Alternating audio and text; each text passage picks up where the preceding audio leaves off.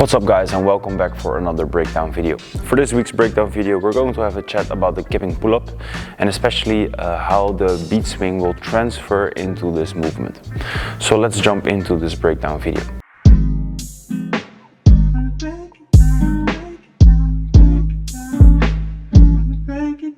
this is the hollow position. This would be the hollow position.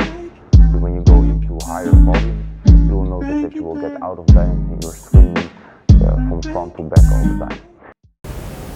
So firstly, I want to start by saying that I'm not going to discuss the strength that is needed in order to be able to do the kipping pull-up.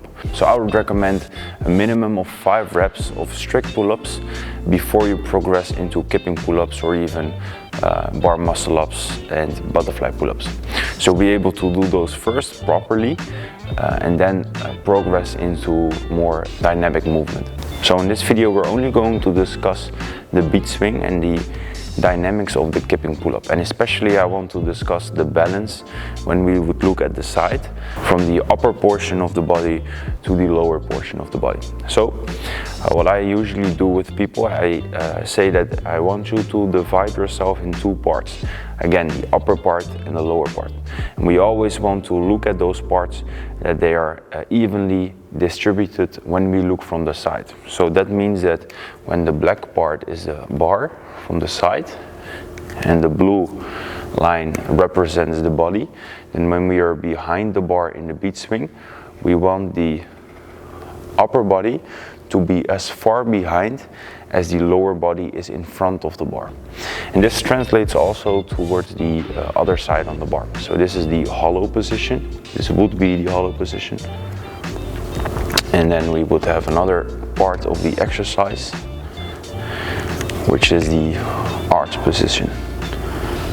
So the arch position will basically be the same, but now inverted. So instead of going backwards, we go forwards, getting the chest in front of the bar and the feet backwards. Again, making sure that we are in balance. So we want the front of the body to be equally as much in front of the bar, and the lower body is behind the bar. So this would represent the arch hold. Arch and hollow.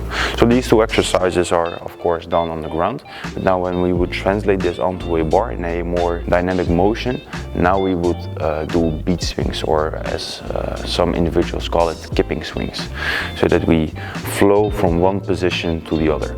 And this requires you to be able to effectively do these movements on the floor before you go onto the bar. So that is very important.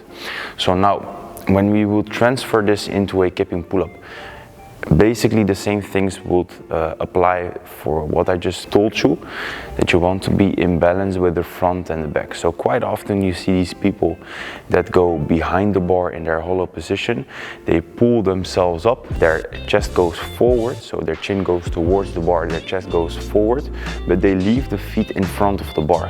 And what this will create is an imbalance between the front and the back. So when we would look from the side, their chin is above the bar, their chest is over here, but their feet are in front of the bar. Again, now we have more weight behind the bar.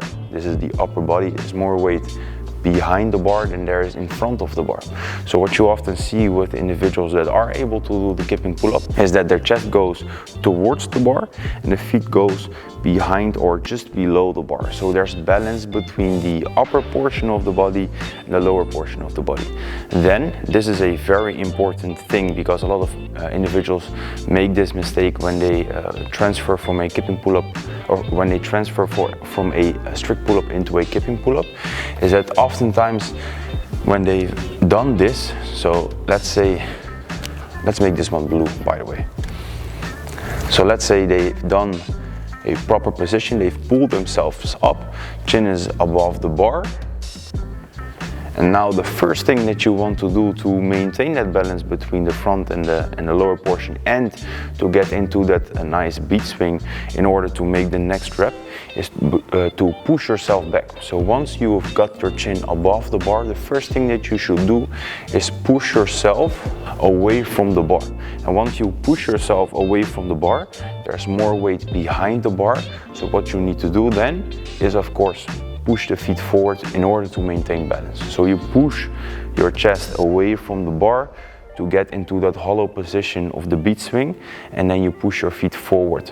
Then of course your elbows are extended, you flow into that arch position and you go back up into the next kipping pull-up.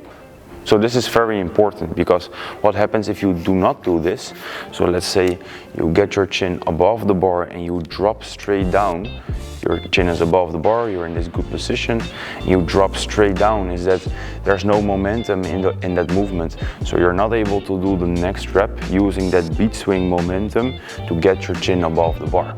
And this is the reason why you do kipping pull-ups, to make it a little bit easier so that you can get more volume in during workouts. So this is something that you want to notice when you're learning the kipping pull-up, is that you want to push yourself away from the bar. You can practice this by doing eccentric kipping pull-ups, for instance, where you push yourself away from the bar, you practice the beach swing, you hang still, and then you go back up and do it again.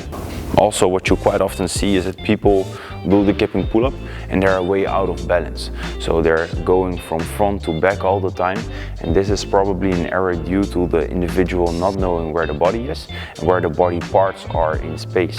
So if the upper portion of the body is more away from the bar and the feet are closer to the bar in space, then you will of course be out of balance, and you will notice that during these swings. So the first few reps will maybe go okay, maybe go easy, and then eventually when you go into higher volumes, you will notice that you will get out of balance and you're swinging from front to back all the time.